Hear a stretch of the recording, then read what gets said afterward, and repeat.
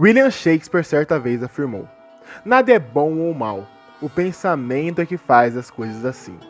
Afinal, qual é a razão que nos incentiva a viver à mercê do dualismo? Será mesmo impossível fugir de tal simplismo? Bem, hoje te convido a embarcar comigo em uma jornada totalmente diferente de tudo o que você já viu. Esqueça o certo e errado como conhecemos e mergulhe comigo em uma jornada até o fim do mundo. Eu sou o Matheus Batista e você está na nossa análise completa sobre a franquia The Last of Us. Desde já, te convido a se inscrever no meu canal caso não seja inscrito, ativar o sininho das notificações, clicar em gostei e compartilhar esse vídeo com os amigos. Dito isto, bora pro vídeo! A franquia The Last of Us é sem sombra de dúvidas uma das mais influentes da cultura pop e até mesmo da década. Muito mais do que uma história qualquer a respeito de apocalipse, zumbis e até mesmo violência gratuita, o jogo abre mão de todo e qualquer tipo de clichê, focando única e exclusivamente na experiência de jogabilidade narrativa, sendo a relação entre os personagens Ellie e Joel o foco central do jogo, com todos os outros elementos da história e da jogabilidade se desenvolvendo ao seu redor, inspirando até mesmo franquias já consolidadas, como foi o caso de Final Fantasy XV. Durante sua fase de desenvolvimento final, o diretor do game, Hajime Tabata, declarou: "Nós realmente estamos visando algo onde a jogabilidade e a narrativa sejam um só. É importante que a história progrida através da jogabilidade de uma maneira natural, de forma similar ao que foi feito no The Last of Us, por exemplo." Com o desenvolvimento iniciado logo após a finalização e o lançamento de Uncharted 2, Among Thieves, em 2009, nascia então o Project Think, ou Projeto Coisa do português, mas também conhecido pela sigla T1.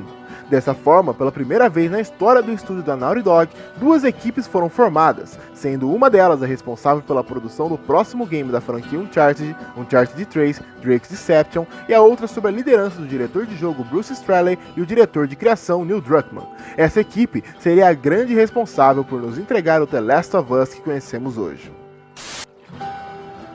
Pasme-se vocês, mas por incrível que pareça, a raiz de The Last of Us vem de muito tempo antes de sequer haverem sido divididas tais equipes. Ainda em 2004, Neil Druckmann, na época estudante da Universidade Carnegie Mellon em Pittsburgh, Estados Unidos, foi encarregado de criar um jogo conceitual para ser apresentado para ninguém menos e ninguém mais do que o diretor de cinema George A. Romero, que seria o responsável por selecionar um vencedor dentro de uma competição especial.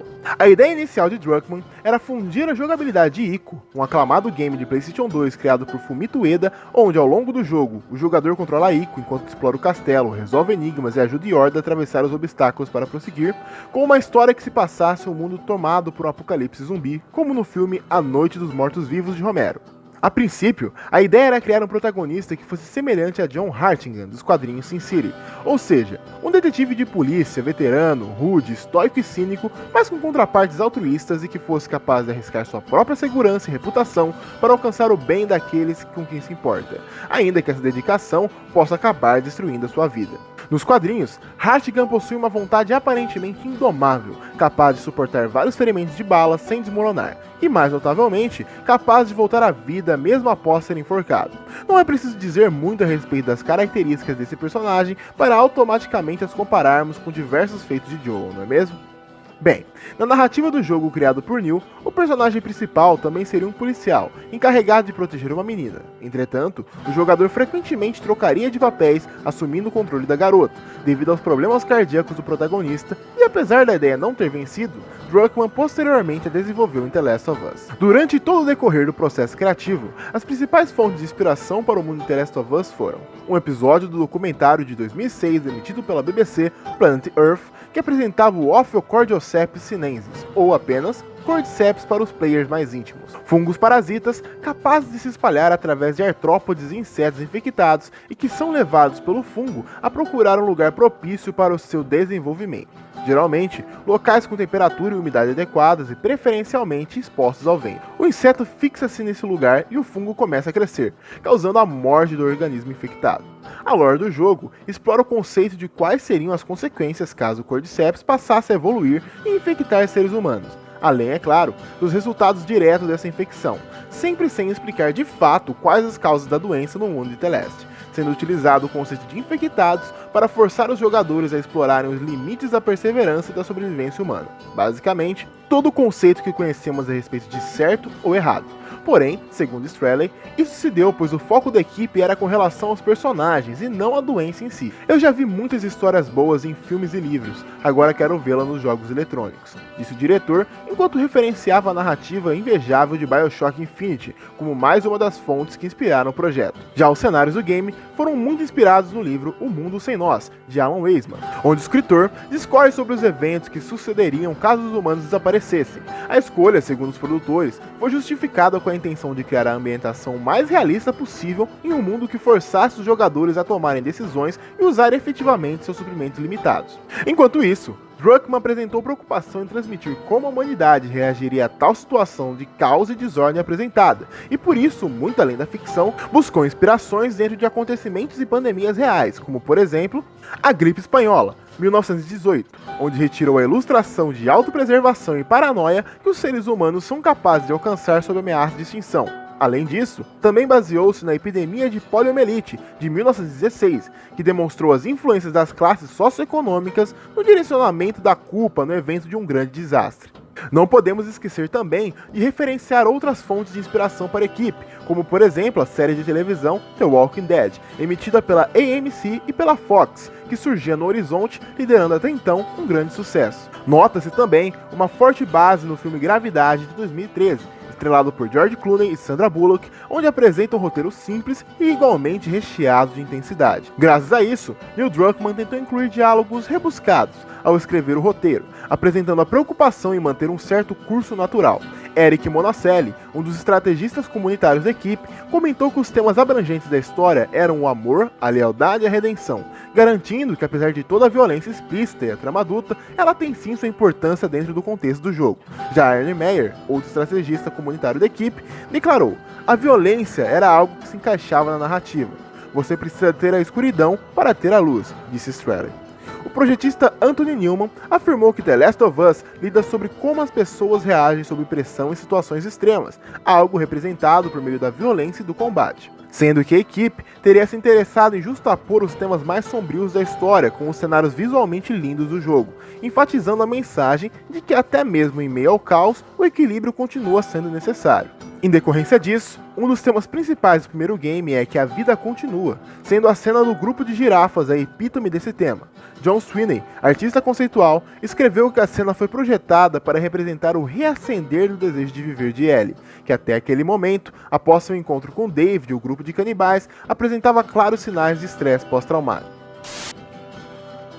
No início do desenvolvimento, a equipe desejava que o final ficasse aberto para interpretações, mas após diversas mudanças de narrativa, como por exemplo, uma na qual Ellie seria forçada a matar alguém para poder salvar Joel, a ideia foi descartada, pois os desenvolvedores perceberam que esse final não se encaixaria nos arcos de cada personagem. Porém, a ideia foi reaproveitada no arco do game no qual passamos a controlar Ellie após Joel sofrer um ferimento quase que mortal.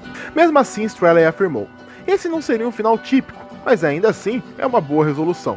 Porém, o mesmo não pode ser dito dos primeiros jogadores de teste que, ao chegarem ao final, disseram que gostariam de ter tido um final com escolhas. Porém, Bruce diz que a maioria desses jogadores também afirmou que mesmo assim teria escolhido o final que a história apresentou. Na reta final, Neil Druckmann lutou para manter o final que ele havia idealizado, mesmo após muitos dos novos jogadores de teste terem detestado e sugerido métodos alternativos.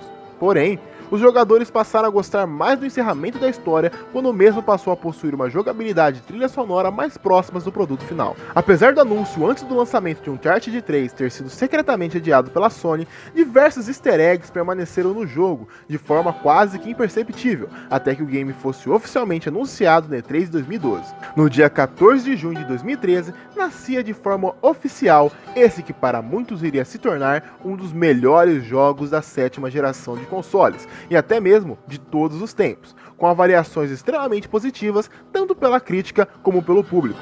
The Last of Us foi e continua sendo um dos maiores sucessos dentre os exclusivos do PlayStation. Dan Takahashi, da Venture Beat, discutiu o final referenciando a citação do filme A Lista de Schindler, de 1993, dirigido por ninguém menos que Steven Spielberg. Quem salva uma vida, salva todo mundo. Para destacar sua imprecisão no caso de The Last of Us, você salva uma vida e condena todo mundo. Nos meses que se seguiram, o mundo seguia maravilhado com o universo imersivo e repleto de personagens cativantes de The Last of Us, Milhares de fãs se diziam extremamente empolgados com uma possível continuação, mas foi somente durante uma live transmitida pela Naughty Dog, que contou com a participação de vários membros da casa em agosto de 2015, que Josh Scheer, um dos escritores da empresa, acidentalmente se referiu ao jogo como a primeira parte de The Last of Us. Algo que gerou muitas dúvidas por uma grande parte esmagadora dos fãs, sendo possível afirmar que, se essa era a primeira parte, seria provável supor que de fato pudesse existir e ou até mesmo tivesse em produção uma segunda parte. E de fato, os fãs estavam certos, já que no ano seguinte, durante a E3 de 2016, foi anunciada a sequência The Last of Us Parte 2. A euforia foi geral, e muitos esperavam que a sequência apresentasse uma melhoria em todos os sentidos do que havia sido apresentado anteriormente no primeiro jogo. Essa sim era uma missão extremamente difícil, onde a equipe deveria tomar os devidos cuidados para agradar tanto aos fãs fiéis do primeiro The Last of Us, quanto aos novatos que não haviam jogado o título anterior. Mas então, será que deu certo? Lançado em 19 de junho de 2020, The Last of Us Parte 2 é a continuação direta do primeiro jogo, dando sequência aos eventos que ocorreram após Joel decidir salvar Ellie da base dos vagalumes, dessa forma impedindo que uma vacina fosse feita com base na imunidade da jovem garota. Logo após matar diversos soldados, médicos e até mesmo a líder dos vagalumes, Marlene, e roubar um carro do local, Joel e Ellie seguem rumo à comunidade de Tommy em Jackson. Finalmente, a continuação da história que um número incontável de fãs e gamers ao redor do mundo tanto ansiavam havia chego, mesmo após uma infinidade de ondas de adiamentos. Logo em seguida, foram disponibilizadas as primeiras notas da crítica especializada no agregador de notas Metacritic, e apesar de ter recebido uma nota significativamente mais baixa que o seu antecessor, se distanciando apenas por um ponto de diferença, a continuação agradou a crítica, que elogiou principalmente os gráficos exuberantes e a experiência cinematográfica proporcionada pela Naughty Dog.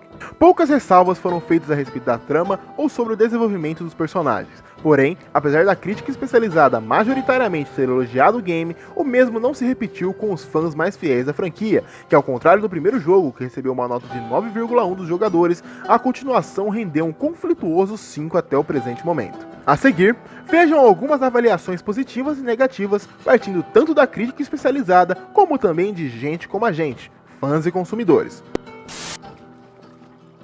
Com uma violência terrível e personagens surpreendentemente realistas, The Last of Us Part 2 é um jogo singular que combina tecnologia de ponta e um design sedoso de alto orçamento com narrativas cinematográficas e literárias estelares, com resultados impressionantes. Ao tentar subverter as expectativas, The Last of Us Part 2 descarta os melhores aspectos de seu antecessor para fornecer uma história de vingança mecânica que é mal considerada, terminando com uma nota que faz tudo, toda a violência, toda a perda, toda a luta, sinta-se totalmente irremediavelmente inútil. The Last of Us Part 2 não possui nenhum dos aspectos do primeiro jogo que o tornaram ótimo. Seus personagens, suas decisões e, portanto, a história em geral parece extremamente forçada. The Last of Us Part 2 nada mais é do que um insulto ao jogo original e aos seus fãs. Esse é um bom jogo, mas corre muitos riscos. Enquanto a jogabilidade é suave, o aspecto técnico de primeira, a história é realmente profunda, eu realmente não gosto nem me importo com os novos personagens, o ritmo da história é estranho e lento, e há muitos flashbacks desnecessários. O fato de uma história ser triste não significa que ela seja ruim. Não recebemos a história que esperávamos, mas se aceitarmos pelo que é uma experiência nunca vista antes. Os melhores gráficos e jogabilidade já vistos nesta geração.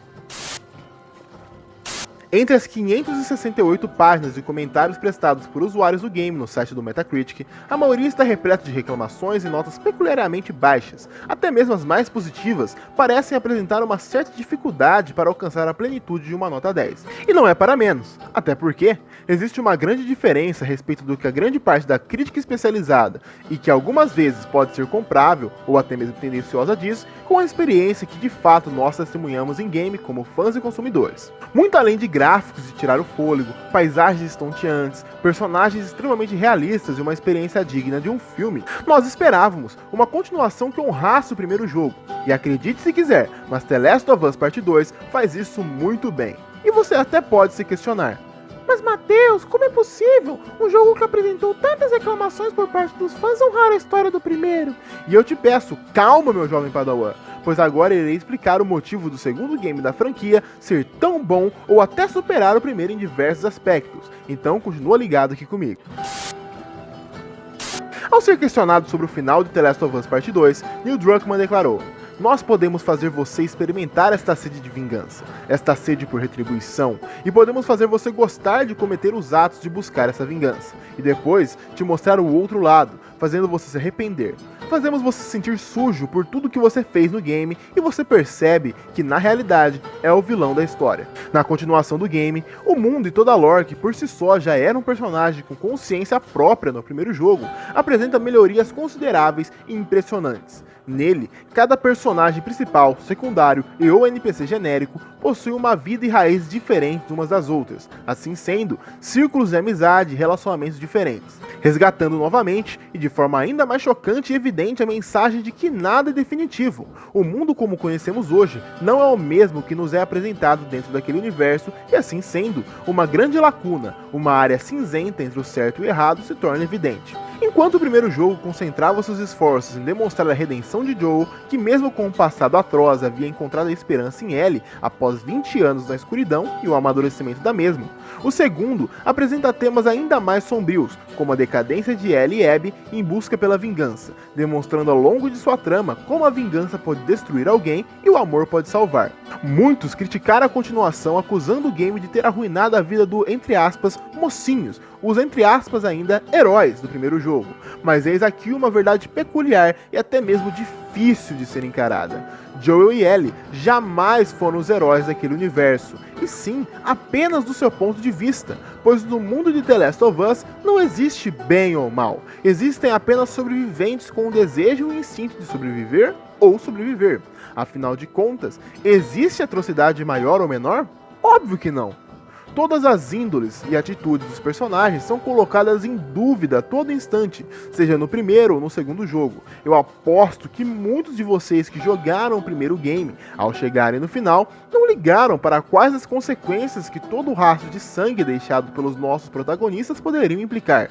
E eu duvido que em qualquer momento do jogo questionaram se deveriam ou não matar ou atacar outros sobreviventes, como é o caso de David e os canibais no primeiro jogo. Na nossa visão, de acordo com o mundo que vivemos hoje, muitas vezes no conforto e segurança de nossas casas, sem termos que nos preocuparem demasiado com a nossa sobrevivência, eles estavam errados, até porque eles atacaram ambos Joel e Ellie, correto? Apesar de uma situação dessa ser algo inimaginável no mundo em que vivemos hoje, para eles, essa era a única forma de continuar sobrevivendo. Assim como para Joel e Ellie, a única forma de sobreviverem e alcançarem seus objetivos era eliminar qualquer um que ficasse em seu caminho, sejam infectados, soldados da Fedra e ou outros sobreviventes se necessário. Vale lembrar que tudo isso é apenas um recurso narrativo do jogo, pois o tempo inteiro, apesar de controlarmos o protagonista, que inegavelmente é um vilão, somos induzidos a acreditar que estamos do lado certo. Para isso, somos confrontados com encontros entre outros sobreviventes de desafios que no nosso mundo seriam inaceitáveis, mas dentro daquele mundo são apenas mais alguns sinais de sobrevivência. Afinal, tudo gira em torno de uma simples e única questão de perspectiva, correto? Podemos muito bem apoiar as atitudes de um tirano por enxergar tudo da sua maneira, mas não podemos esquecer: olhar tudo através de uma única visão é enxergar apenas pequenas partes de um todo. Apesar de extremamente covarde e chocante, a morte de Joel logo no início do jogo é horrível e apresenta uma total ausência de sentimentos, tendo em vista que Abby havia acabado de ser salva por ele e Tommy. Mas apesar disso, é importante questionarmos quais os motivos que levaram a isso. O que ele fez para ter tal destino tão cruel? E a resposta é simples: o médico responsável pela cirurgia de Ellie, talvez a possível confecção de uma vacina, era ninguém menos que o pai de Abby. E a atitude de Joel naquele dia abriu um vazio enorme dentro dela, a fazendo acreditar que apenas a vingança poderia lhe trazer a paz. Mas aparentemente, o nosso amado protagonista não deixou um vazio apenas dentro de Abby, mas também de Ellie, que ao descobrir a verdade a respeito do dia em que ele, entre aspas, a salvou, segundo ela, ele também arrancou dela a única coisa que a poderia ter dado um propósito em sua vida. Mas ao invés de perdoar Joel, ela decide se afastar por um período de quase 2 anos, fazendo com que todo o tempo feliz que eles passaram antes disso perdesse totalmente seu valor. E é então, na noite antes da morte de Joel, que ao conversar com ele a respeito de tudo, ambos decidem que talvez fosse o momento de tentar se reaproximar, performando uma cena emocionante.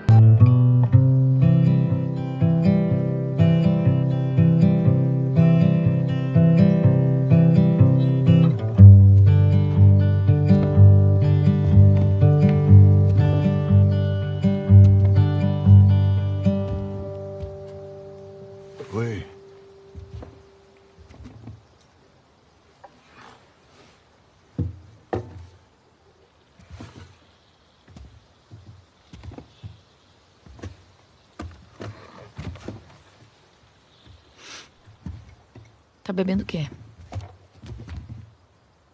Café. Onde conseguiu isso?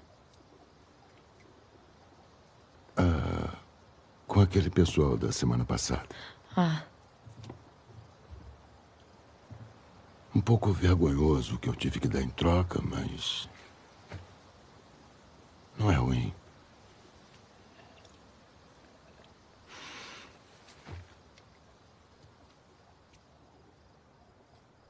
o Seth tava sob controle. Eu sei. E você tem que parar de atormentar o Jesse nas minhas patrulhas. Ok.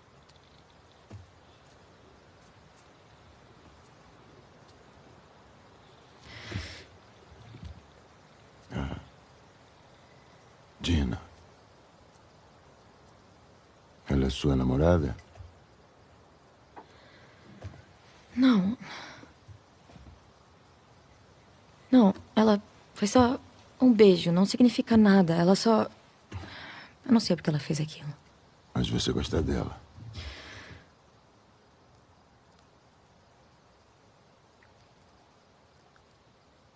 Eu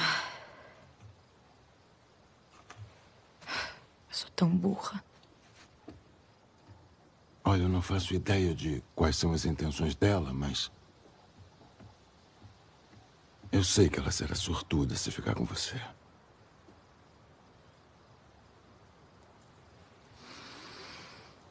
Como você é escroto.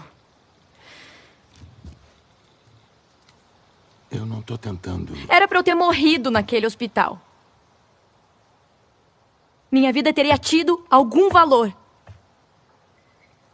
Mas você tirou isso de mim.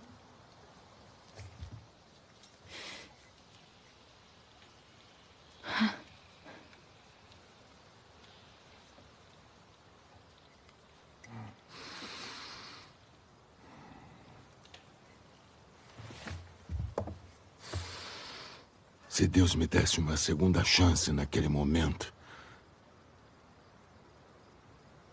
eu teria feito tudo igual.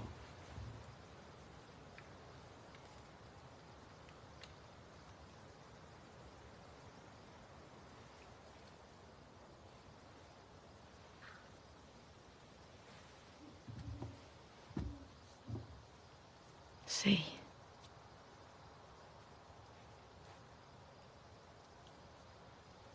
Só que... acho que eu nunca vou conseguir te desculpar.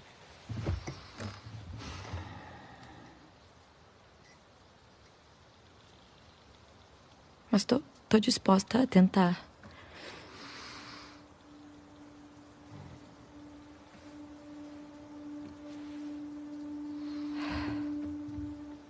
Fico feliz.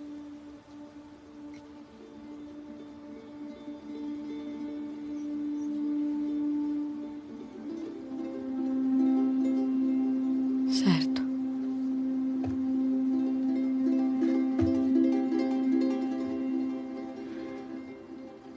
A gente se vê. É...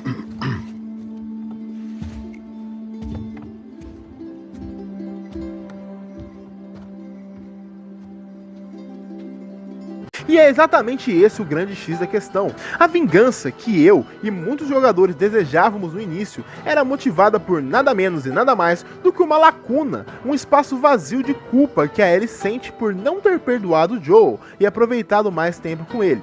Ela percebe esse vazio e acredita que a sua vingança poderia conseguir trazer algum tipo de paz e redenção para ela. Dessa forma, ela acaba perdendo totalmente a noção, passando a desejar a morte de Abby a qualquer custo. E curiosamente, o mesmo durante os flashbacks, onde nos é apresentado o arco em que controlamos a visão de Abby, no período antes do que se inicia o jogo e ao longo da campanha. Podemos perceber que ela não é o que parece ser, sendo apesar de tudo, uma pessoa educada e gentil. um ser humano como qualquer outro. E mesmo após matar Joel, ela lida constantemente com um vazio, inseguranças e até mesmo medos que não desapareceram, e apesar dela tentar esconder todos eles através do treino, buscando ficar cada vez mais forte e preparada, nada disso realmente traria seu pai de volta. E é por esse exato mesmo motivo que, mesmo sendo de comunidades opostas e rivais, ela decide ajudar as crianças cicatrizes Yara e Lev.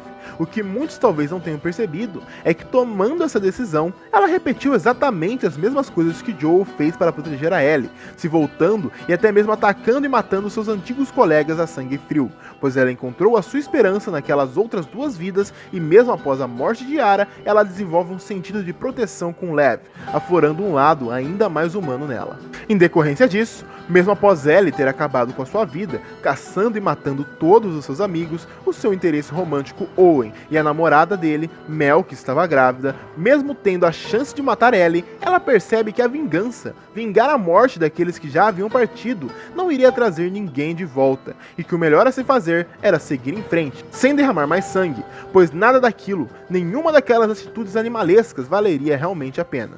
Porém, 18 meses depois, mesmo após receber uma, entre aspas, segunda chance de viver uma vida simples ao lado de Dina e seu bebê Jesse Jr., uma vida pacata e sem uso desnecessário de força, Ellie continua nutrindo dentro de si um vazio, se assombrando com as visões de Joel. Então, quando Tommy reaparece com dicas do paradeiro de Abby, a Ellie não pensa duas vezes em trocar a paz e a vida que tinha ao lado de Dina pela chama da vingança. Dessa forma, após uma intensa perseguição, Ellie encontra Abby extremamente debilitada e traumatizada, quase que entre a vida e a morte. Mas ainda assim, força um combate no qual a mesma se viu obrigada a lutar, pois caso se recusasse, Ellie cortaria a garganta de Lev, que assim como ela também estava extremamente enfraquecido e debilitado. O combate é intenso, brutal e visualmente perturbador, pois pode-se perceber com detalhes todo o ódio de Ellie, que mesmo após perder os 2 dedos de sua mão esquerda em combate, começa a afogar Abby quando tem o vislumbre de seu último bom momento com Joel, fazendo com que rapidamente ela também perceba que repetir todo aquele ciclo não traria ele de volta. Assim, ela libera ambos Abby e Lev, que vão embora, muito provavelmente ao encontro dos vagalumes remanescentes. Dessa forma, ao retornar para casa, cansada e ferida, nada além do esperado ocorre. Ellie se vê sozinha, após perceber que realmente Dina havia ido embora, e então temos um último momento, no qual debilitada, sem 2 de seus dedos, Ellie tenta tocar seu violão. Até então, a última coisa que a ligava a Joel. Porém, é inútil. A sua vingança, o seu ódio, havia lhe tomado tudo. Sua família, seus amigos e até mesmo a última coisa que fazia com que Joel vivesse através dela. Então, Ellie deixa o violão para trás, talvez metaforicamente, representando a figura de Joel, e caminha em frente sem qualquer rumo ou direção. Apesar de entender e compartilhar de alguns pensamentos em comum a respeito das críticas de muitos fãs da The Last of Us Part 2, devo dizer que o mesmo está longe de ser um jogo ruim. Afinal, muitos, mesmo após todo o ensinamento do jogo, continuaram suprindo o desejo de um final onde Ellie matasse Abby em nome da memória de Joel. Mas afinal, vingança? Esse é realmente um final feliz? Não. A vingança nos consome e o ódio nos cerca, até que nós nos percamos por completo. Essa é a grande mensagem desse jogo. E é esse um dos motivos que faz com que ele seja tão incrível e genial. Infelizmente, muitos não gostaram da inserção de novos personagens, os acusando de serem muito fracos se comparados aos do primeiro jogo. E eu concordo. Mas não porque de fato eles sejam, mas é a forma com a qual o roteiro os apresenta que faz com que nós tenhamos pouquíssima ou nenhuma empatia com eles. Se ao invés de flashbacks a história se concentrasse em unificar os arcos de Abby e Ellie, como acontecia no primeiro jogo com Joel e Ellie, nós com certeza veríamos esses personagens com outros olhos. Se esse trecho tivesse sido um pouco menos corrido e com uma profundidade maior, talvez, apenas talvez, ele tivesse agradado muito mais aos fãs. Mas mesmo com todos os defeitos, The Last of Us Part 2, assim como o primeiro, é sem sombra de dúvidas um dos melhores jogos do ano e até mesmo da década. Se você ainda não jogou ou está esperando uma oportunidade para comprar o game, aconselho que o faça, pois não vai se arrepender. E aos que ainda insistem em acreditar no heroísmo de Joel ou Ellie, deixo aqui uma frase de Stephen King capaz de exemplificar a natureza do universo de The Last of Us. Você está certo, mas pelos motivos errados. E isso faz com que você esteja totalmente errado. Bem, Com The Last of Us Part 2 sendo um grande divisor de águas e com muitos dos fãs mais aficionados tendo organizado uma petição no site change.org para pressionar a Sony, exigindo alterações da história, realizando um reboot da franquia ou remake do segundo jogo por não considerarem a visão criativa da equipe da Naughty Dog o ideal para a série, até mesmo um dos youtubers mais conhecidos e famosos do mundo, PewDiePie, se pronunciou dizendo: "Não era o jogo que esperávamos, não era o jogo que muitas pessoas queriam. Acho que estava tudo uma bagunça, mas o jogo tinha muito potencial. Se eles mudassem a ordem das coisas, acho que seria muito melhor. Acho que prefiro jogar esse jogo do que um jogo medíocre. Não estou bravo com isso. Não é o meu jogo. Não posso controlar o que vai acontecer. Não depende de mim." Isso é o que eles queriam fazer. Eles seguiram em frente. Sendo assim, ficaram alguns questionamentos no ar, e com certeza, o maior deles é: será que algum dia poderíamos ver um The Last of Us Part 3 dando as caras?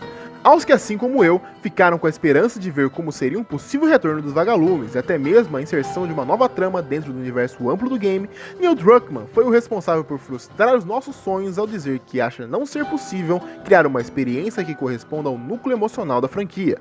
Encontrar uma razão para uma sequência foi muito mais difícil do que fazer o primeiro jogo. Continuar produzindo tornaria a justificativa exponencialmente mais difícil. Já existe tanta coisa sobre a história de fundo. Como o surto aconteceu, teríamos que descobrir como criar uma experiência com o mesmo impacto emocional dessas histórias. Não sei como faríamos isso atualmente. Segundo os produtores, em comparação com o primeiro jogo, o processo de criação de The Last of Us Part 2 não possuía muitas expectativas, já que o desenvolvimento da parte 2 precisou corresponder ou superar ao núcleo emocional da produção do anterior. Por isso, uma continuação seria quase impossível. Gostem ou adorem, The Last of Us é uma das franquias mais conceituadas no mundo dos jogos, e assim continuará sendo. Afinal, assim como Star Wars, ele traz consigo um grande dilema a respeito de bem e mal, luz e trevas, redenção e atitudes horríveis em prol de um bem comum.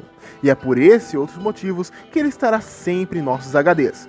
Robson, pode lançar a braba.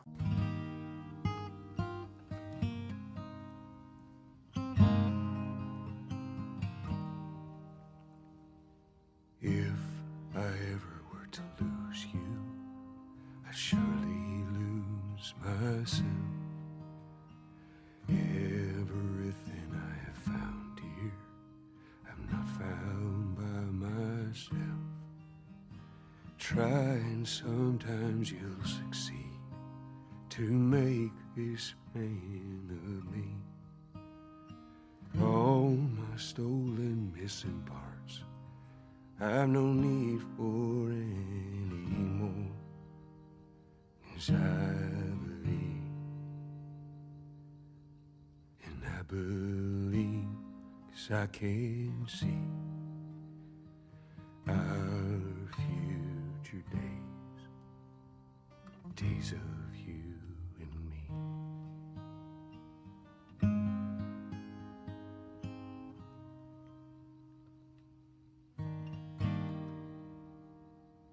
Enfim, galera, assim chega ao fim mais um vídeo aqui do canal. Eu agradeço imensamente todos vocês que me acompanharam até aqui. Peço encarecidamente que, se você gostou do meu tipo de conteúdo e quer ficar ligado em mais vídeos como esse, clique no botão de se inscrever aqui embaixo, porque é de graça. Ative o sininho das notificações, compartilhe esse vídeo com os amigos e, é claro, comentem, pois vou adorar saber qual a sua opinião a respeito desses grandes clássicos modernos. Dito isto, Matheus saindo, Matheus vazando, fui!